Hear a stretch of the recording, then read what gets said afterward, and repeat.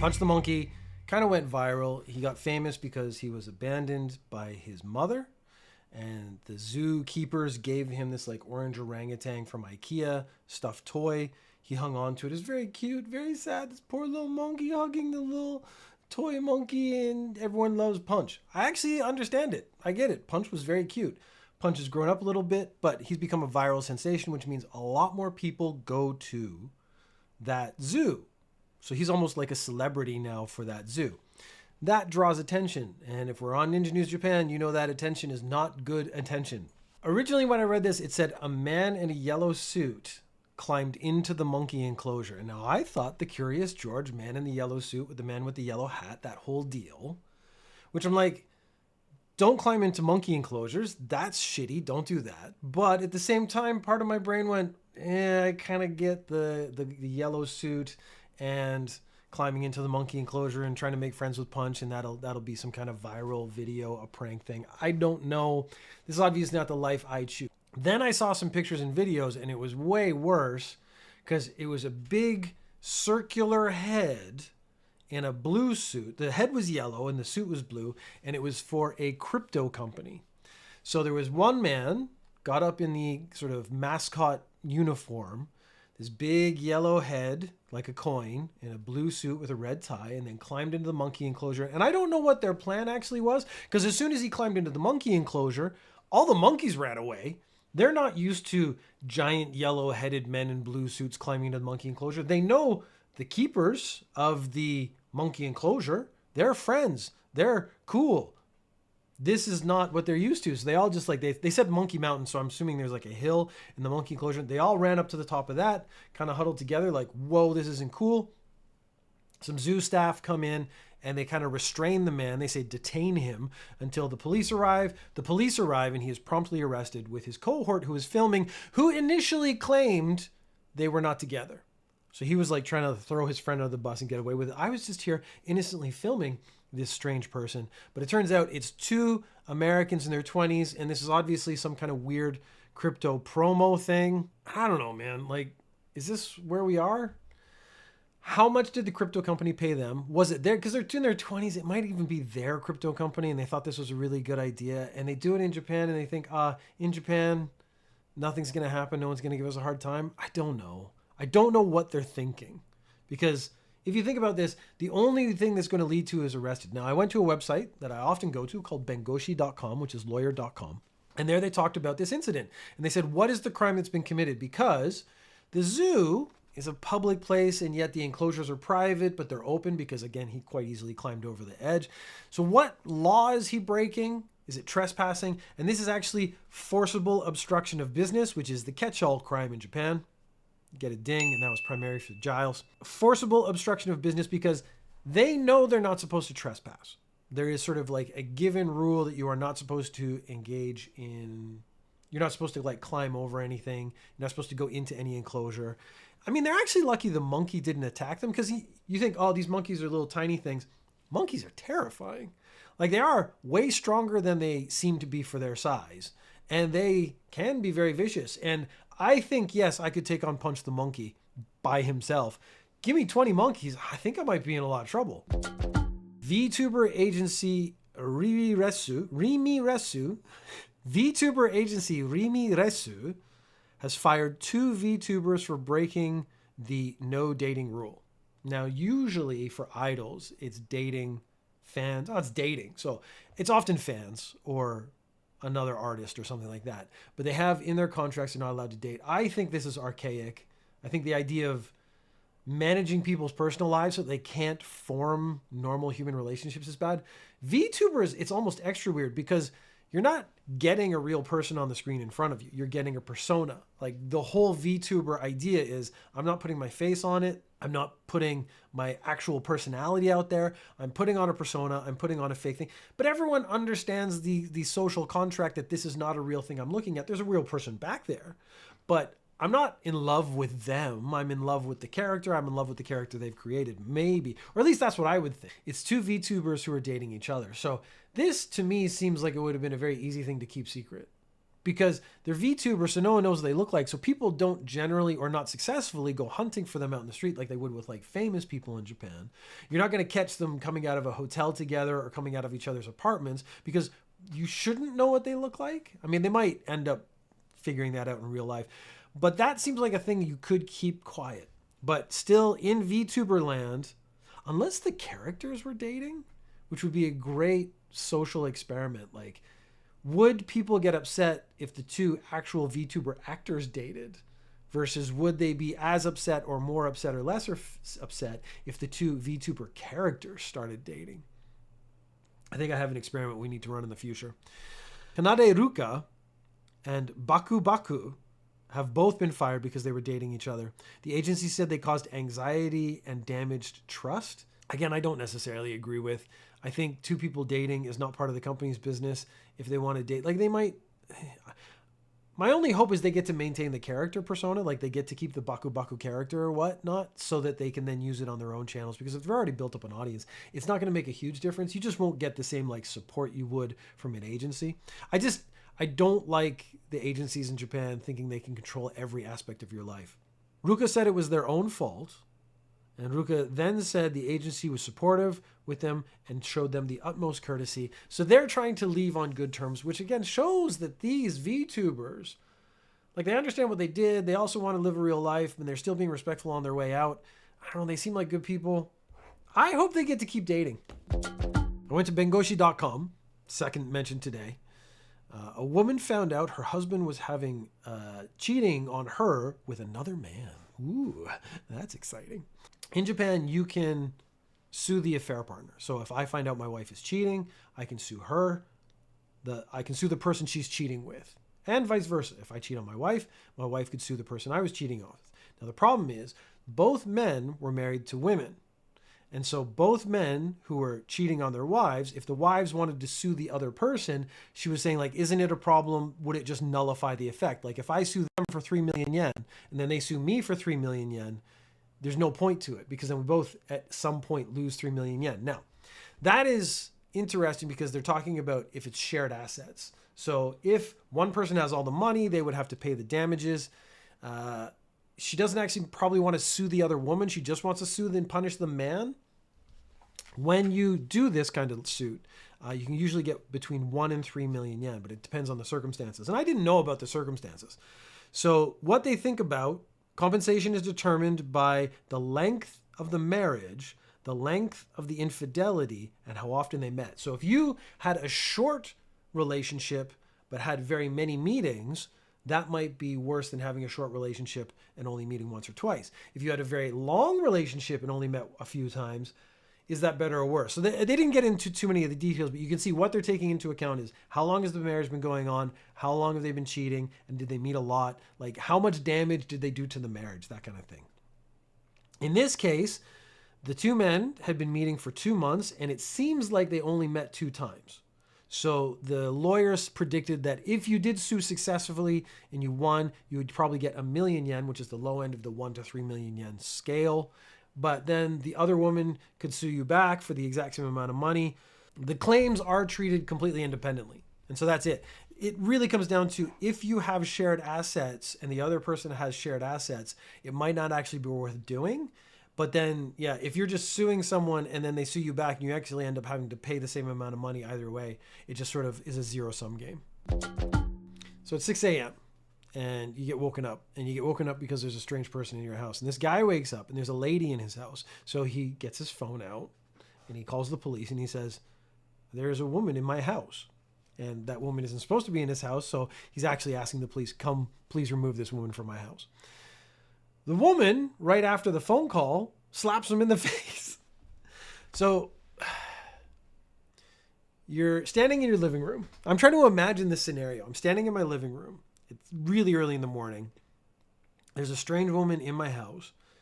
And then I call the police. I'm like, I'm assuming he asked her to leave. He gave her the opportunity like, hey, you're in the wrong house. Door's that way. You can leave right now. But then she didn't. So he's like, I'm going to call the police if you don't leave. She didn't, so he picks up the phone. He calls the police, like, hey, there's a lady in my house. Can you get her out? And then she slaps him in the face. I'm wondering if she slapped him in the face because she was offended that he called the cops, or she's offended that he asked her to leave, or if she had just come in to slap him in the face in the first place. She was immediately arrested, which makes perfect sense. She admitted to it. She said there was no mistake. I slapped him. He didn't claim to have an injury. He didn't try to make this worse than it was. He said he was not injured. Nothing has been stolen, and he has no relationship to the woman. They don't seem to have any relationship at all. So there's just this weird question of why did this woman go into his house, and why did she think it was okay to slap him in the face? We don't have any answers. And this is another Ninja News Japan mystery. Why would you walk into someone else's house? And again, no violence. They're not even threatening you, it seems. His phone call to the police was relatively, calm. And then you could have just left, and you didn't, and then take it upon yourself to slap him in the face. Yeah, I don't know what's going on there. 41-year-old unemployed man called the cops 100 plus times, saying things like, come right now, come bust me. So he's calling out the police, challenging the police. He often would call them up and say there was an incident, like I was beaten by a police officer. Police are obligated to come and investigate these kind of claims. So they come and claim and find out it's not true. I don't know how they didn't arrest him for false accusations or a false police call or there's a lot of false things he actually seems to have done here, in which case you think they could have arrested him sooner. This is Japan. The cops honestly are often trying to give people a fair shake. And overall, I think that's a good thing. It seems like after the 50th time, maybe you could take it more seriously. They were finding it difficult to get any work done. So he calls them up. He got arrested. On arrest, he said, I made the calls. They were all justified. So he was calling them for incidents that didn't occur. He thinks that was justified. He was calling them, daring the police to bust him. And then when it happens, he's like, whoa, guys. What's going on here? This is all confusion. All my calls were justified. At the end of the day, I think he actually got what he wanted. A cop in Saga was going to sort of move on. They didn't make it clear if he was moving on within the police force, if he was moving on to something else, but he was moving away from the station he was working at now. We know that at least. And so the station was throwing a farewell party, which is very nice. It shows your coworkers have a certain amount of care for you. It shows that you are appreciated in your role. The restaurant got a call in the afternoon, and the call said, look at the entrance. Well, that's very suspicious. Let's go look at the entrance. So they go look at the entrance, and there's a handwritten letter, which I don't know. I find that's a nice touch. We don't get a lot of handwritten stuff anymore. So there's a handwritten letter. Employee found a note that said there was an explosive device in the restaurant. Now, if you're going to threatening to bomb a place where a whole horde of police officers are going to be, is probably not the best choice. So this criminal is making a really bad choice. The police, of course, lots of them show up for their farewell party, and the restaurant's like, hey, we can't actually have the farewell party because we've gotten told that there's a bomb on the premises. Your guys are coming to check it out. So the cops immediately start investigating. Leads back to the guest of honor for the party. So when he was confronted, he said, I didn't want to attend the farewell party. And then instead of moving on to whatever he was going to move on to, if it was within the police force, he voluntarily quit his position, all because he didn't want to go to a party. Now, I am not a social person, really. I spend most of my time in front of my computer if I can. I hang out with my dog. I don't go to social events very often. I find them very draining. I'm one of those kind of people. But I also understand you just go there, sit it out for a couple hours, leave early, and everything's fine. You go, you have your 3 or 4 obligatory drinks, you say thank you to everybody, and you just say, I'm sorry, I have another appointment, I gotta go. Don't threaten to blow the place up, especially if it's a whole bunch of cops who are going to track you down immediately. And just, even if you're got a socially inept person, like I am on the same side of the spectrum as this guy, this is not the best way to get out of things. Since we're on the topic of bombs, 27-year-old man was arrested for sending a bomb threat to Nintendo headquarters. I don't understand why. They don't explain what the frustration was, but he was clearly really annoyed with Nintendo, the company. And so he mailed them a letter. Again, another handwritten letter. Quite nice. It said, I will bomb you bastards. I have already planted bombs at Nintendo headquarters. So, of course, this is another forcible obstruction of business. The last one was also a forcible obstruction of business. That one didn't get put in. Shows a little bit of a bias towards the police officer. The police officer wasn't charged with anything and then had to quit his job. But this guy who did the exact same thing, sent a bomb threat to a company, forcible obstruction of business, and he's being arrested. Is that fair treatment? I don't really know. I think Nintendo is a bigger company, but the threat is exactly the same. The crime is exactly the same. So there's a certain amount of injustice going on here. But how badly did you lose at Wii Tennis to actually threaten to blow up Nintendo headquarters? Since we have been talking about criminals getting arrested, criminals have the right in Japan to not answer questions. Just like America, the Fifth Amendment, I believe it is. You have a Fifth Amendment right to not incriminate yourself, not say things that might accidentally be misinterpreted, a bunch of stuff like that. I agree with it. I think it is I have always said it's like the police and the prosecutor's job to prove points. It's the detective's job to go out and detect. You as the criminal, you commit the crime, but you don't help the police get you in trouble. I think that's absolutely fair. So it's the criminal's right to not answer questions. It is the prosecutor's job to try to get them to answer questions. So this could be very frustrating as a job. I could actually see how frustrating this could be, because here you are sitting with a guy for probably hours and you're asking him questions about the crime that you know he knows the answer to. You know he did it. But then every time you ask a question, he doesn't answer the question. He doesn't answer the question straightforwardly. It's not that simple. And then, well, God, that's frustrating. This goes on and on and on and on. It could go on for hours or days. A solar power company president was being indicted for fraud, probably fraud connected to the solar panels or something like that, or stealing money from someone. I don't know. They don't get into the actual details of the crime. At first, the president denied the charges and said he would remain silent for the rest of the interview. So the prosecutors are allowed to interview him, but he's like, look, I didn't do it.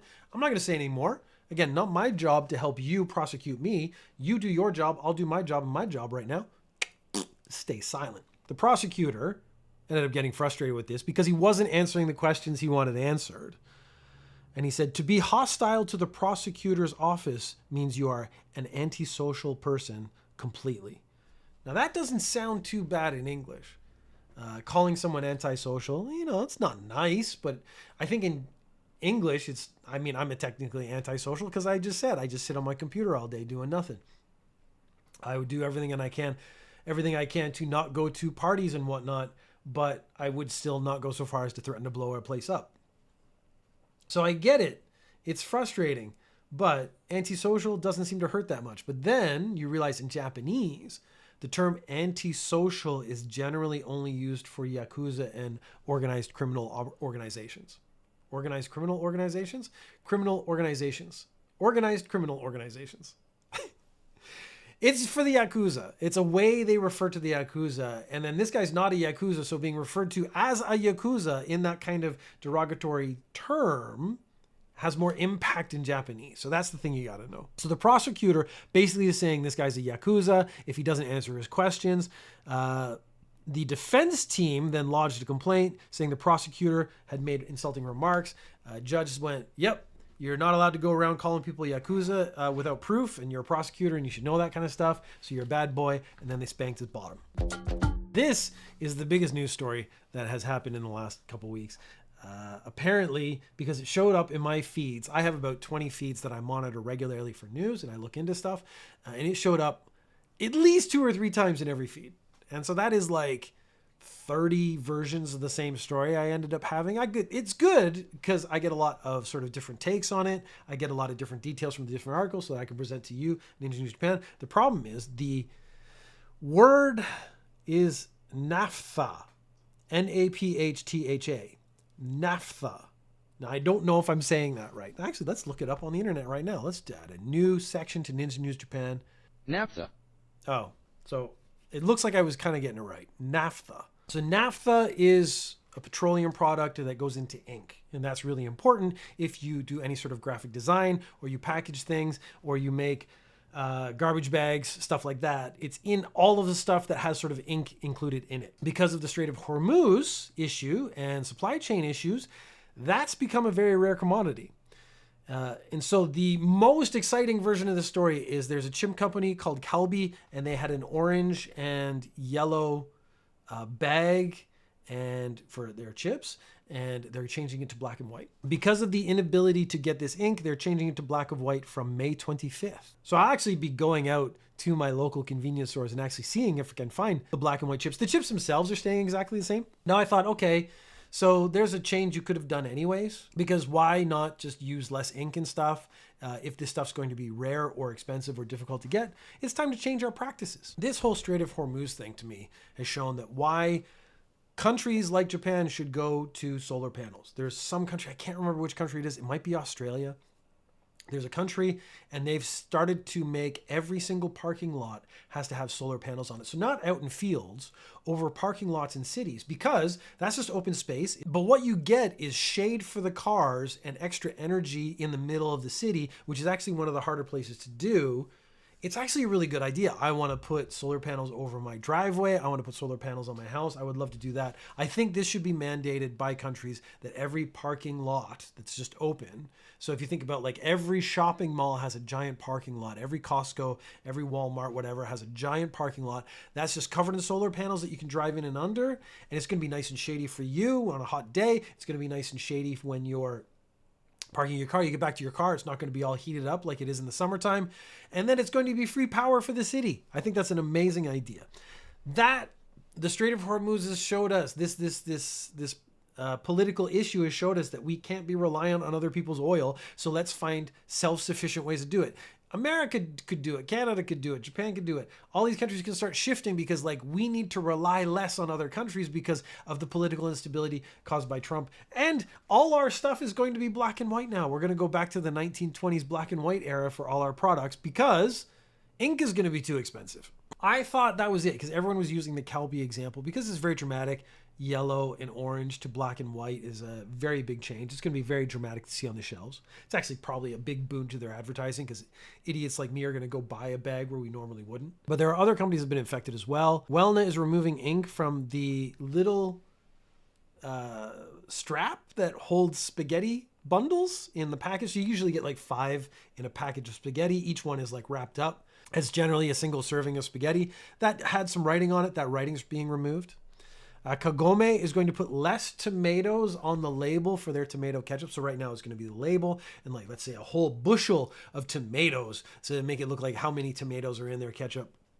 They're going to reduce the number of tomatoes so they can use less ink. Mirel Biscuits can't afford packaging and they're going to actually shutter their whole operation, which I think that's sad. That a company needs to shut down because they can't afford packaging anymore. Big Camera, it's a big electronics store, but they have lots of hobby stuff. They are going to be limiting model paint purchases to 1 per person. So it's becoming more expensive. It's going to become more rare. They don't want people reselling it. So it's going to be 1 per person now for paint. And garbage bags have been selling out and the government's been like, don't panic buy garbage bags. They're not being threatened, but because everyone thinks about garbage bags in Japan, if there's any sort of emergency, toilet paper, garbage bags are the first things that get like panic bought. The government's like, yeah, there is some of this ink in there, but they're just bags, so don't worry about it. But then everyone's still doing it anyways. All I can really say is thanks, Trump.